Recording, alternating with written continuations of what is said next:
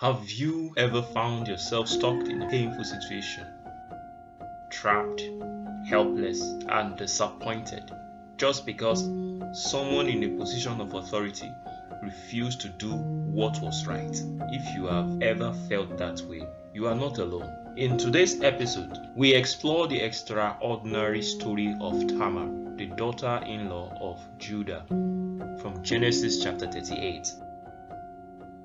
About that time, Judah left his brothers and went to stay with a man named Shelah, who was from the town of Adullam. There, Judah met a young Canaanite woman, whose father was named Shua.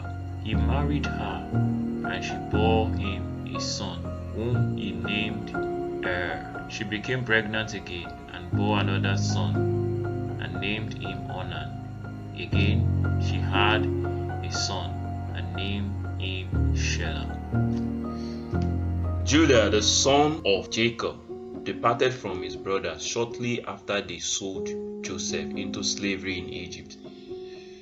According to the Bible, he stayed in Adullam, where he stayed with a man, possibly a friend. It was there he met his wife. Judah was privileged to be born into the Abrahamic covenant.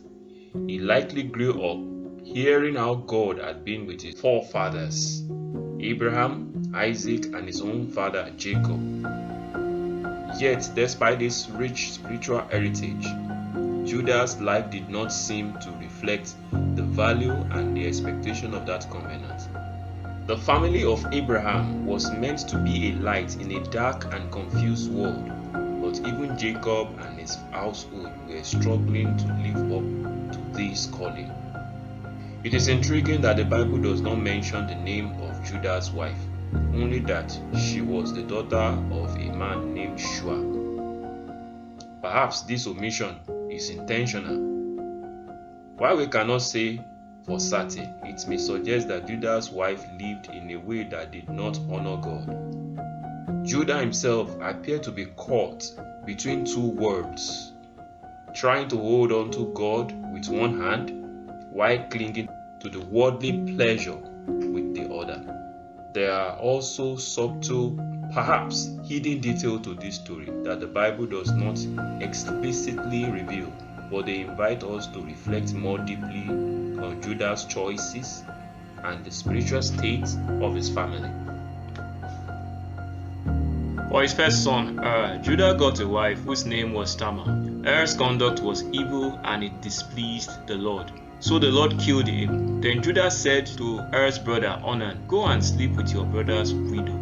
Fulfill your obligation to her as her husband's brother, so that your brother may have descendants." But Onan knew that the children would not belong to him. So whenever he had intercourse with his brother's widow, he let the semen spill on the ground, so that there will not be children for his brother. What he did displeased the Lord, and the Lord killed him also. Then Judah said to his daughter-in-law, "Tamar, return to your father's house and remain a widow until my son Shelah grows up." He said this because he was afraid that Shelah would be killed as his brother had been. But as time passed and Shelah matured, it became clear that Judah had no intention of fulfilling that promise. Tamar waited faithfully, yet Judah deliberately ignored her.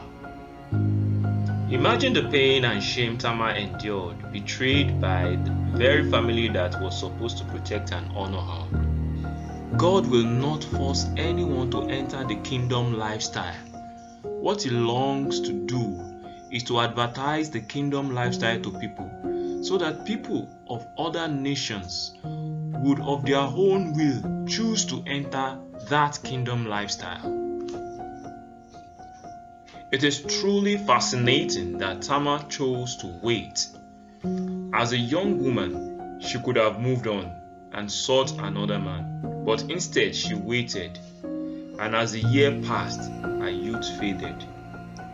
Why?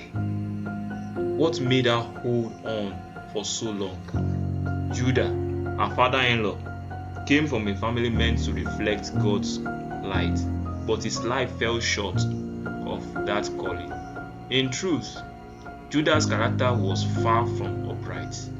Some might even call him a womanizer, yet Tamar waited. In my opinion, she must have encountered the God of Jacob, Judah's father. Perhaps it was that encounter that gave her the strength to wait and the grace to carry through when Judah failed her. She must have known Judah well enough to devise a plan so calculated, and it worked, and he fell for it. After some time, Judah's wife died. When he had finished the time of mourning, he and his friend Ira of Adullam went to Timnah, where his sheep were being sheared. Someone told Tamar that her father-in-law was in Timnah to shear his sheep. So she changed from widow's clothes she had been wearing, covering her face with a veil, and sat down at the entrance to Enem, a town on the road to Timnah. As she well knew, Judah's youngest son, Shelah, had now grown up, and yet she had not been given to him in marriage. When Judah saw her, he thought she was a prostitute because she had her face covered. He went over to her side of the road and said, "All right, how much do you charge?" He did not know that she was his daughter-in-law. She said, "What will you give me?" He answered, "I will send you a young goat from my flock." She said, "All right, if you will give me something to keep as a pledge until you send the goat." "What shall I give you as a pledge?" she answered. "Your seal with its cord and the stick you are carrying." He gave them to her. Then they had intercourse, and she became pregnant. Judah sent his friend Ira to take the goat and get back from the woman the article he had pledged, but Ira could not find her.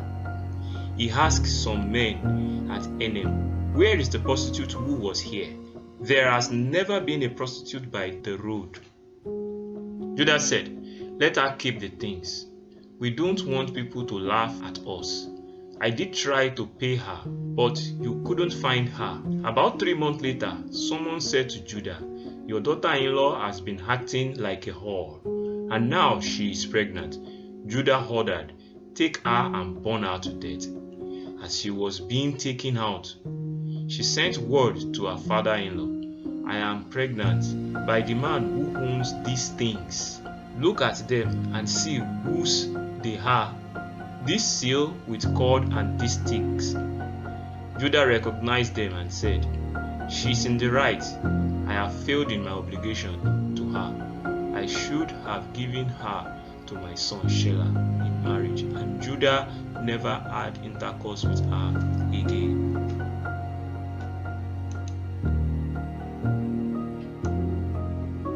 This moment of repentance is powerful. Judah didn't hide. He didn't deny. He acknowledged his wrongs. He didn't sleep with Tamar again, but he accepted responsibility and restored her honor. Some may see the story as a scandal, but what stands out isn't just Tamar's boldness, it's Judah's repentance. He could have doubled down his hypocrisy, but instead he owned his sin. Tamar gave birth to twins, Perez and Zerah. Perez will go on to become the ancestor of King David and eventually Jesus Christ. Alongside Ruth, Rahab, Tamar is one of the few women honored in the genealogy of Jesus, Matthew chapter 1.